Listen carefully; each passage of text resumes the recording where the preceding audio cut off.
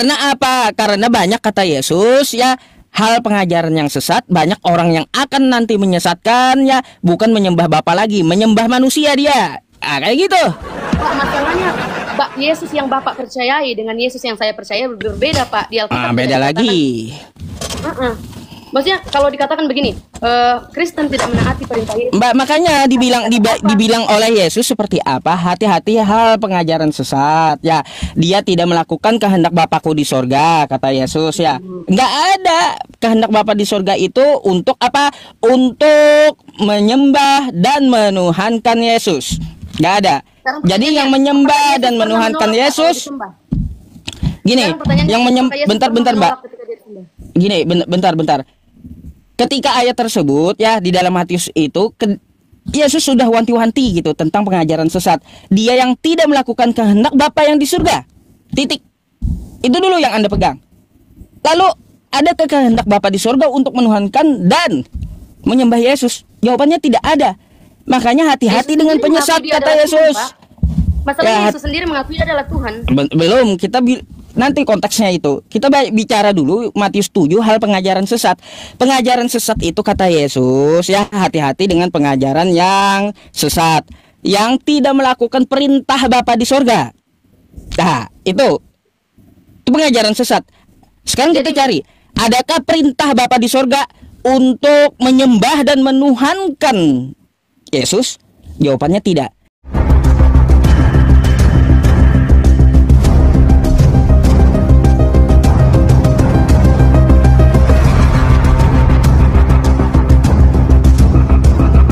Kasihkan analogi yang sepadan, Pak Ustadz.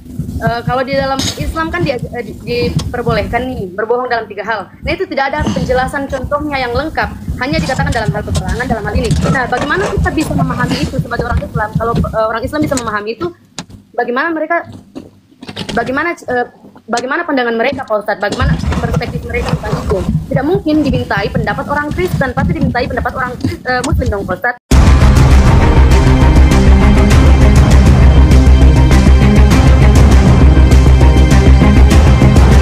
Sama halnya seperti ini, Pak Ustadz. Apa yang kami imani di sini, kami percaya. Seperti yang saya jelaskan tadi ke Pak Ustadz. Kalau memang Pak Ustadz tidak bisa percaya, apa? Itu menurut yang kami percaya, Pak Ustadz. Kalau itu Pak Ustadz berbeda, saya pasti nggak percaya, Mbak. Saya pasti nggak percaya. Karena apa? Karena saya baca tekstualnya gitu.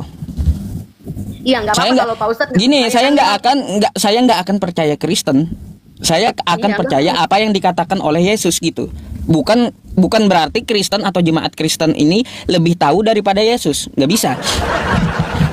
Nggak bisa. Tentang diri Yesus, pasti dia sendiri yang mengetahui tentang dirinya. Kan kayak gitu ya, teman-teman. Saya tentang diri saya, pasti saya yang mengetahui, bukan orang lain gitu. Sekarang saya tanya, masa orang Islam kalau membaca Al-Quran harus mendengar pendeta? Nggak mungkin, Pak Ustadz.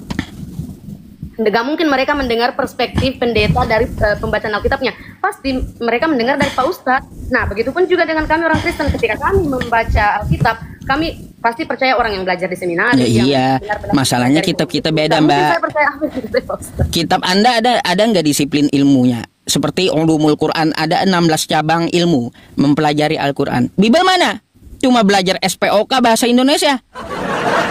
Apa Pak Ustadz? Pertanyaannya biar saya catat, Pak. Iya. Karena kalau Al-Quran itu ada disiplin ilmu. Disiplin ilmu. Nah, ini saya belum tahu jawabannya, tapi boleh saya catat dulu, Pak Ustadz ya. Disiplin ilmu Kristen yang katanya nggak ada ya, Pak Ustadz ya? Nggak ada disiplin ilmu dalam mempelajari Al-Quran. Namanya Ulumul Quran. Dalam mempelajari Al-Quran atau Alkitab, Pak Ustadz? Nah, bukan Alkitab, Al-Quran. Ya, dalam Al-Quran. Nah, perbandingan yang sama.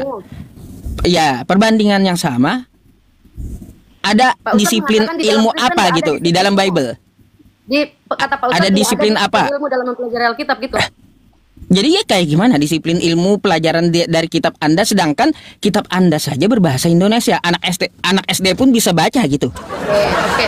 Itu saya catat pertanyaannya, Pak Ustadz, nanti saya jawab ketika saya sudah tahu jawabannya. Kan Pak Ustadz bilang nggak ada disiplin ilmu dalam mempelajari Bible orang Kristen. Oke. Nanti saya catat dulu pertanyaannya. Makanya kenapa Islam yang kagak tahu itu harus bertanya kan kayak gitu. Kalau saya menyampaikan kitab Anda saya paham karena pakai bahasa Indonesia gitu ya.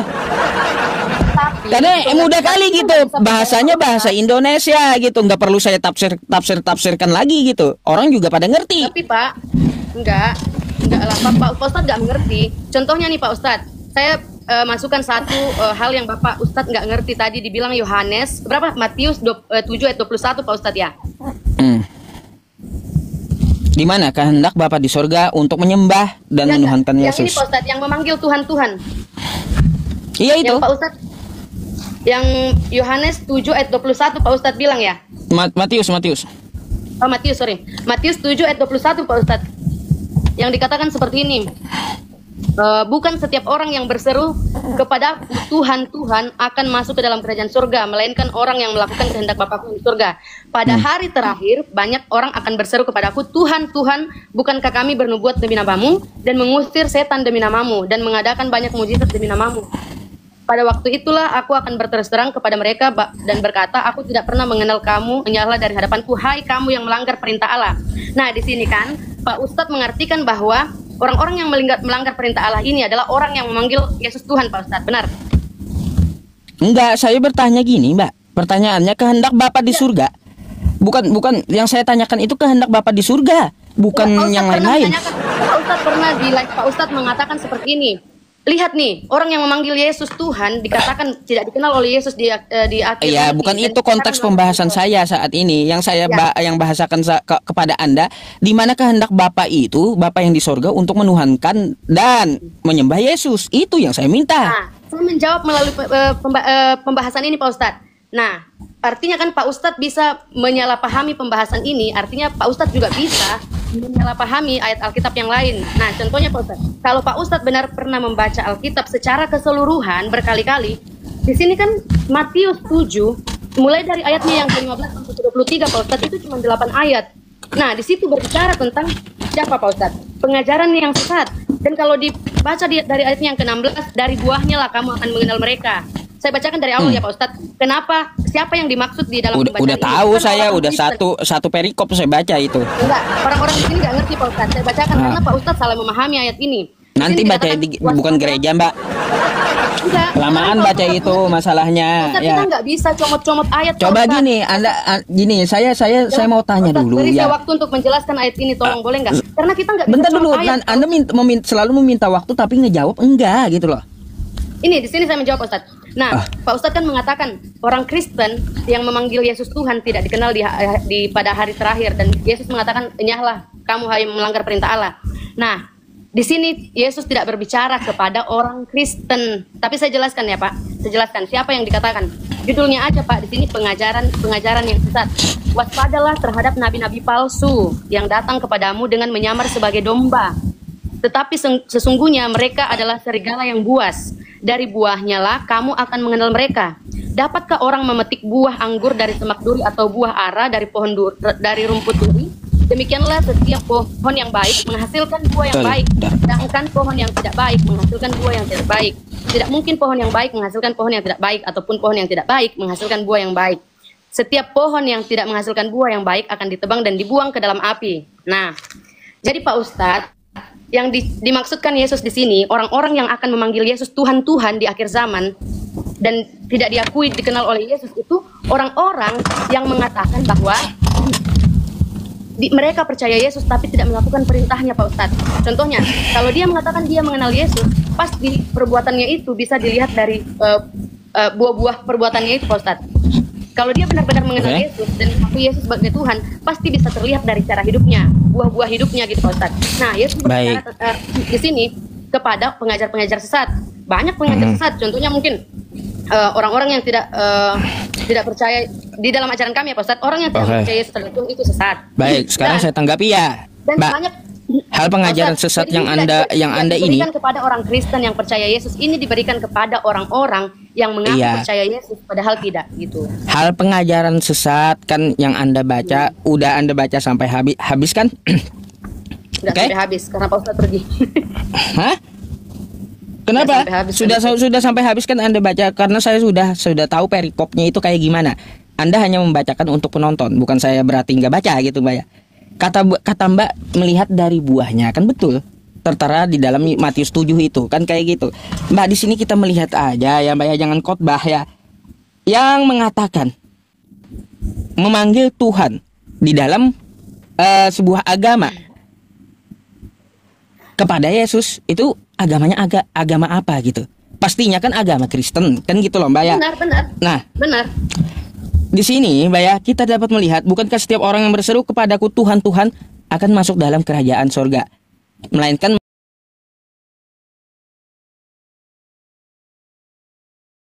itu untuk Anda menuhankan dan menyembah Yesus gitu.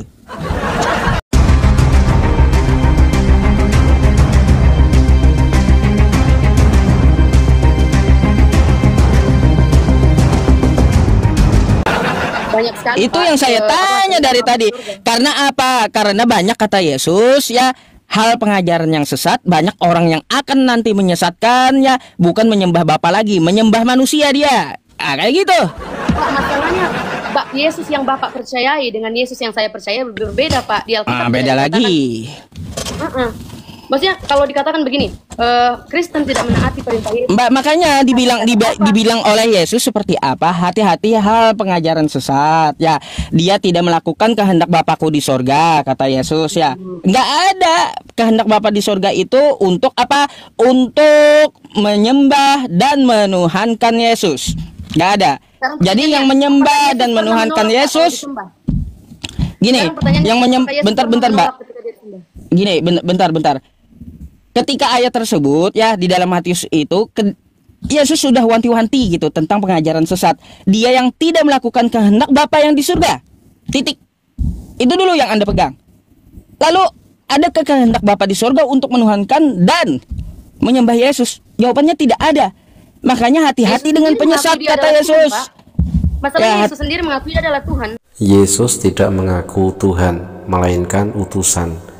Tertulis di dalam Yohanes 17 nomor 3, inilah hidup yang kekal itu, yaitu bahwa mereka mengenal Engkau, satu-satunya Allah yang benar, dan mengenal Yesus Kristus yang telah Engkau utus. Poin pertama, mengenal Engkau satu-satunya Allah yang benar. Yesus berbicara kepada Bapa atau Allah dan menyebutnya sebagai satu-satunya Allah yang benar, bukan dirinya sendiri. Ini menegaskan bahwa hanya Allah lah Tuhan sejati, bukan Yesus. Poin yang kedua, dan mengenal Yesus Kristus yang telah Engkau utus. Yesus menyebut dirinya sendiri sebagai yang diutus, bukan yang disembah. Dalam konteks bahasa, diutus bermakna bahwa Yesus adalah Rasul atau utusan, bukan Allah itu sendiri. Jadi kesimpulannya, Yohanes 17 nomor 3 adalah bukti eksplisit dari mulut Yesus sendiri bahwa dirinya bukan Tuhan, melainkan hamba dan utusan Tuhan, dan Tuhan itu hanyalah satu-satunya, yaitu Allah. Belum, nanti konteksnya itu. Kita bicara dulu Matius 7 hal pengajaran sesat. Pengajaran sesat itu kata Yesus ya, hati-hati dengan pengajaran yang sesat, yang tidak melakukan perintah Bapa di sorga. Nah, itu pengajaran sesat. Sekarang kita cari, adakah perintah Bapa di sorga untuk menyembah dan menuhankan Yesus? Jawabannya tidak. Maka ketika Anda Mbak ya menyampaikan kepada saya kalau tidak ada perintah dari Bapa untuk menyembah Yesus, maka ajaran Anda adalah ajaran sesat gitu. Ya, kami tidak membahas gitu.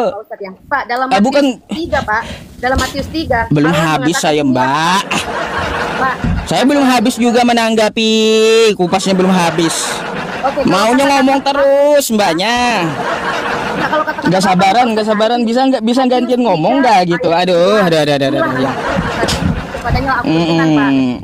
Nanti kita ke lain bahasnya. Kita membahas tentang hal pengajaran sesat kan tadi ya, yang Anda bawakan dalam perikopnya. Saya udah bilang kepada Anda Mbak ya, hati-hati kata Yesus dalam hal pengajaran yang sesat. Dia tidak melakukan kehendak Bapa yang di sorga. Tidak semua orang yang berseru kepadaku Tuhan Tuhan, kata Yesus, akan masuk dalam kerajaan sorga, kecuali ia yang melakukan kehendak Bapakku yang di sorga. Sekarang saya mau tanya, di mana Yesus? Di mana kehendak Bapa di sorga? Untuk apa? untuk menyembah dan menuhankan Yesus. Kalaunya tidak ada dari perintah Bapa keluar koridor, maka Anda tidak akan masuk dalam kerajaan sorga. Di mana perintah Bapa untuk menyembah Yesus? Silakan. Itu dulu dijawab. Untuk Ustaz, kalau mencari ayatnya dari Torah tentang nubuatan kelahiran Yesus, saya butuh waktu. Tapi saya kasih dulu dalam Matius 3 ayat 17. Kenapa harus ke Torah, Mbak? Yang saya tanyakan. Di situ kan banyak penubuatan tentang akan lahirnya Kristus Tuhan di kota. Oh, oke. Ini Pak. Mbak, yang saya tanyakan bukan masalah kelahiran Yesus, bukan perjanjian lama, tapi ada nggak perintah Tuhan untuk menyembah dan menuhankan Yesus? Ada nggak perintah Bapa di surga? Ketika malaikat Pak mengutus, ketika Allah mengutus malaikat bertemu kepada Maria, dia mengatakan seperti ini.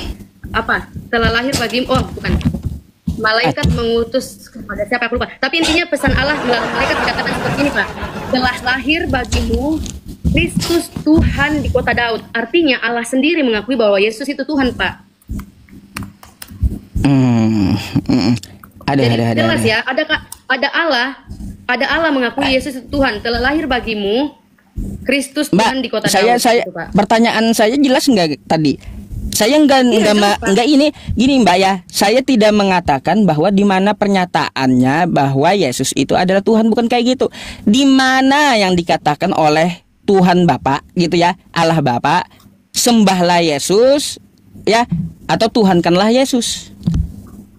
Oke, nanti saya cari ayatnya kalau yang bisa lebih dekat dengan itu, Pak. Tapi yang saya percaya adalah Tuhan pasti untuk disembah. Nah, ngapain Tuhan menyuruh malaikat kepada ngapain? Begini, Pak. Kenapa Allah menyuruh malaikat berbicara kepada manusia bahwa hari ini telah lahir bagimu juru selamat, yaitu Kristus Tuhan di kota Daud? Untuk apa dia mendeklarasikan bahwa Yesus adalah Tuhan kalau untuk nggak disembah? Emangnya Tuhan untuk apa gitu? Padahal Bapak sendiri setuju bahwa Tuhan itu untuk disembah gitu, Pak.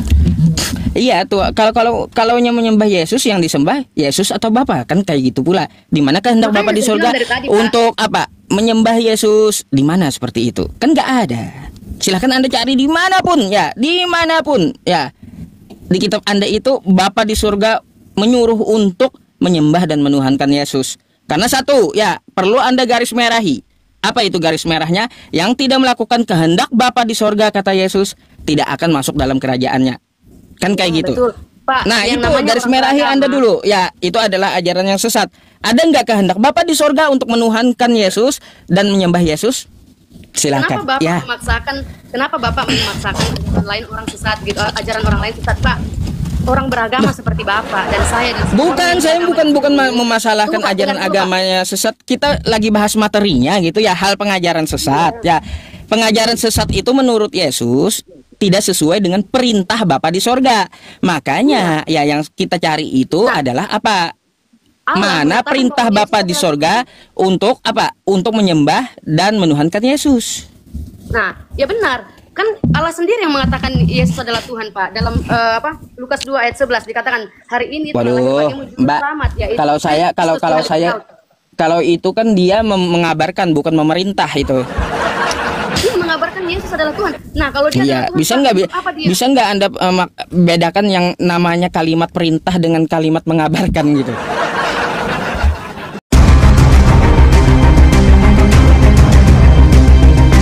Pak Ustadz yang maksudnya logika sesederhana ini Pak Ustadz tekstual gitu aja, tekstual. Gimana kehendak Bapa di surga melalui Yesus penyampaiannya ya. Kata Yesus ya, hai manusia, Bapa di surga telah berfirman, Tuhankan aku dan sembahlah aku. Mana kayak gitu? Pak, kalau Tuhan pasti untuk disembah, tidak mungkin enggak. Masa ada orang yang tidak mengerti? Kalau orang beragama, apakah ada orang beragama tidak paham bahwa Tuhan harus disembah? Baik, memangnya ada berapa Tuhan di tempat Anda? Satu. Dia punya roh, punya firman. Iya, yakin. Tadi Anda bawa Lukas 2 nomor 11 ya? Anda buka Lukas 2 nomor 11 tadi?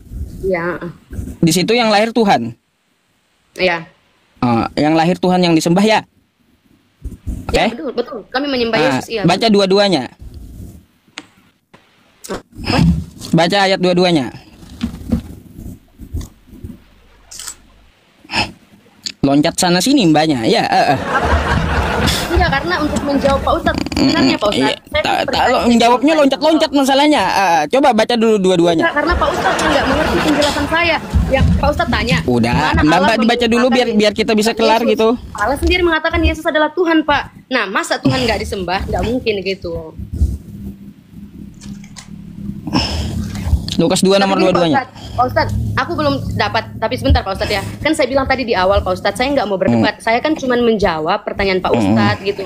Nah, kalau ada dari tanggap, kalau Pak Ustadz nggak percaya, Ya pasti nggak saya apa-apa. tanggapi, ada pertanyaan jadinya kayak gitu. Kan maksudnya kan Pak Ustadz yang bertanya.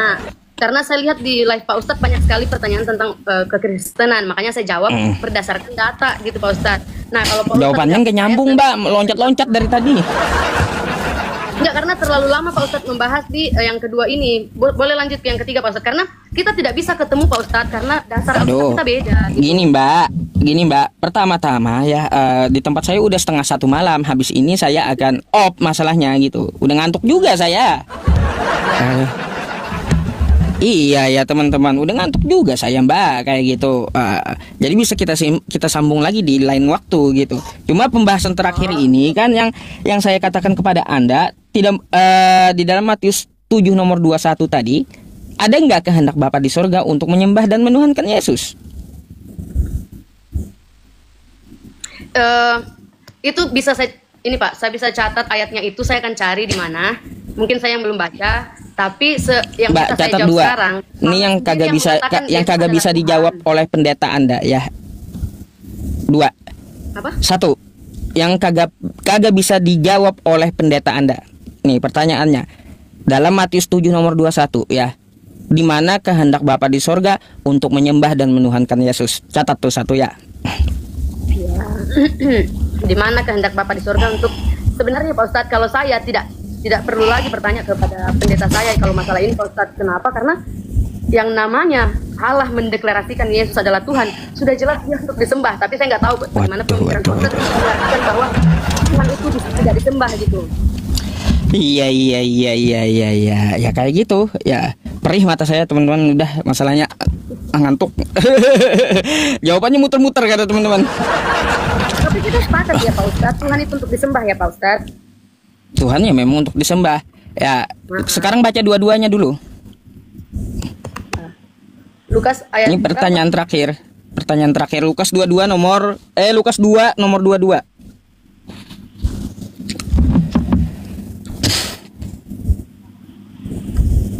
Oke, saya mengerti. Lukas 2 ayat 22, lalu ketika tiba waktu penahiran mereka menurut hukum Musa, mereka membawa menurut hukum Musa, mereka membawa dia ke Yerusalem pakai huruf besar dianya Pak Ustadz untuk menyerahkannya kepada Tuhan Allah Bapa yang dimaksud. Iya, kepada Tuhan. Ada berapa Tuhan di situ? Pertama Tuhan yang lahir ya. Pertama ada Tuhan yang lahir, lalu Tuhan yang lahir itu diserahkan pula kepada Tuhan. Itu ada berapa Tuhan? Ya. Itu Pak Ustadz, kalau mau ditelusuri ayatnya itu mengikuti mengikuti budaya orang Yahudi zaman itu Pak Ustadz, karena mereka mengikuti hukum Musa kan. Jadi semua saya nggak nanya budaya orang Yahudi, yang saya tanya di situ kalimatnya ada berapa Tuhan? Tuhan Dua. tidak dalam satu, benar ada, iya ada. Itu ada 2 Tuhan di situ. 2 pribadi, 1 hakikat, benar ada. Ya, pertama yang dibawa oleh Ibunda Maria, Tuhan. Yang dibawa habis oleh Maria itu firman Allah yang lahir. Habis itu yang diserahkan kepada Tuhan lagi ada 2 gitu. Iya, benar. Iya, banyak kali gitu ya. Benar Pak Ustadz. Nah, kan mau jelas, jujurnya Tuhannya 2 gitu.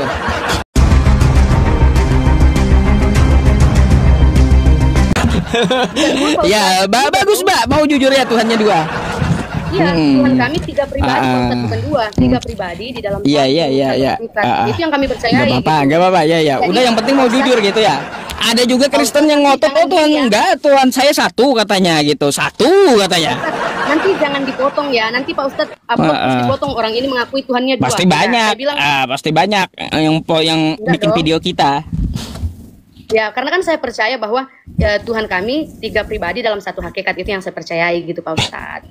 Nah, kalau dikatakan di sini ya Yesus diserahkan kepada itu, memang benar. Karena diserahkan kepada memang benar ada 2 Tuhan di situ, betul. Nggak Nah, salah itu menurut- mbaknya. Saya pun mengatakan seperti itu. Ada dua Tuhan. Udah jujur itu. Iya, tapi menurut pengertian Pak Ustadz dengan apa yang saya mengerti berbeda ya pandangannya. Karena Yesus yang Pak Ustadz percayai juga beda dengan Yesus yang saya percayai, Pak. Jadi kita nggak bisa samain. Karena Al-Quran beda sama Alkitab. Jadi apa yang Bapak percayai, saya nggak percaya. Apa yang saya percaya, Bapak juga nggak percaya. Ya udahlah kalau Jadi gitu dasarnya itu beda. poinnya seperti itu ya. Coba tolong carikan ya besok ya, naik lagi kehendak Bapa di surga untuk menyembah dan menuhankan Yesus. Oke? Iya. Nah, yang Nanti kedua, saya- Mbak, ya PR kedua tanyakan kepada pendeta Anda atau siapapun yang menurut Anda ahli gitu ya, di mana nubuatannya. Nih tolong dicatat, ditulis. Di mana nubuatannya menebus dosa memakai darah manusia. Oke? Ingat nih, garis merahi darah manusia, bukan darah hewan, bukan darah yang lain, ya, tapi darah manusia. Oke? Nah, itu. Sebenarnya ini karena maksudnya Bapak Ustadznya nggak mau percaya aja, maksudnya tapi kan nggak dipaksa. Tapi kalau sebenarnya untuk mengerti ini aja gampang kalau menurut logika kami Pak Ustadz, nggak harus bagaimana, cuman Pak Ustadz nggak akan mengerti karena Pak Ustadz kan percaya dari perspektif orang Muslim gitu Pak. Kalau kami gampang mengerti itu Pak. Oke, ya. Kalau gitu Anda bisa jelaskan besok ya? Bisa? Ya semoga Pak Ustadz masih ada waktu untuk naik live lagi gitu. Ya boleh, nanti saya naikin, kan kita berteman. Saya udah kenal juga sama Anda 2 kali naik udah gitu, namanya ketahuan ya. Oke? Iya Pak Ustadz. Tuhan tidak pernah dilahirkan, bertolak belakang dengan Yesus yang dilahirkan. Fakta teologis umum atau monoteisme sejati dalam konsep ketuhanan sejati, baik dalam Islam maupun logika dasar, Tuhan adalah zat yang tidak memiliki permulaan dan tidak memiliki akhir. Maka Tuhan tidak lahir dan tidak dilahirkan, karena kelahiran adalah sifat makhluk, bukan sifat Sang Pencipta. Kontradiksi di dalam narasi Kristen, Yesus Tuhan yang lahir. Lukas 2 nomor 11, hari ini telah lahir bagimu juru selamat, yaitu Kristus Tuhan di kota Daud.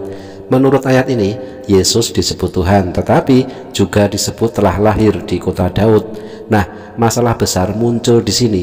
Jika Tuhan dilahirkan, maka itu menyalahi sifat ketuhanan, karena Tuhan sejati tidak berasal dari rahim, tidak berawal dan tidak terbatas oleh waktu dan ruang. Nah, ayat-ayat di dalam Bible sendiri yang menguatkan bahwa Tuhan tidak dilahirkan ada tertulis di dalam Mazmur 90 nomor 2, sebelum gunung-gunung dilahirkan dan bumi serta dunia diperanakkan, bahkan dari selama-lamanya sampai selama-lamanya Engkaulah Allah. Di sini dikatakan bahwa Tuhan ada sejak kekal, bahkan sebelum penciptaan apapun, tidak ada proses dilahirkan. Selanjutnya ada tertulis di Yesaya 43 nomor 10, sebelum aku tidak ada Allah dibentuk dan sesudahku tidak akan ada lagi. Tuhan menyatakan bahwa tidak ada Tuhan sebelum dan sesudahnya, tidak ada Tuhan tambahan yang muncul belakangan karena lahir sebagai manusia. Selanjutnya ada tertulis di dalam Bilangan 23 nomor 19, Allah bukanlah manusia sehingga ia berdusta, bukan anak manusia sehingga ia menyesal.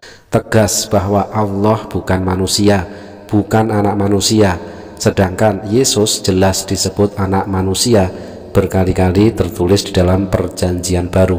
Kontradiksi langsung Yesus dilahirkan. Yesus menurut narasi Kristen lahir dari seorang wanita, yaitu Bunda Maria, menyusu, tumbuh, bahkan menangis saat bayi. Sementara Tuhan sejati tidak membutuhkan proses pertumbuhan atau kelahiran. Maka klaim bahwa Yesus adalah Tuhan bertentangan dengan ayat-ayat sebelumnya yang menyatakan bahwa Tuhan itu kekal dan tidak lahir. Kesimpulan logis dan teologis, jika Yesus dilahirkan, maka dia bukan Tuhan sejati, karena Tuhan yang sejati tidak dilahirkan, tidak berawal, dan tidak tergantung pada proses biologis makhluk. Jadi kelahiran Yesus di kota Daud membuktikan bahwa dia adalah manusia utusan, bukan Tuhan Sang Pencipta. Oke, ya kalau gitu Mbak ya kita akhiri dulu live streaming ini gitu ya. Iya Pak Ustadz. Oke. Oke, selamat malam Mbak. Selamat malam Pak Ustadz.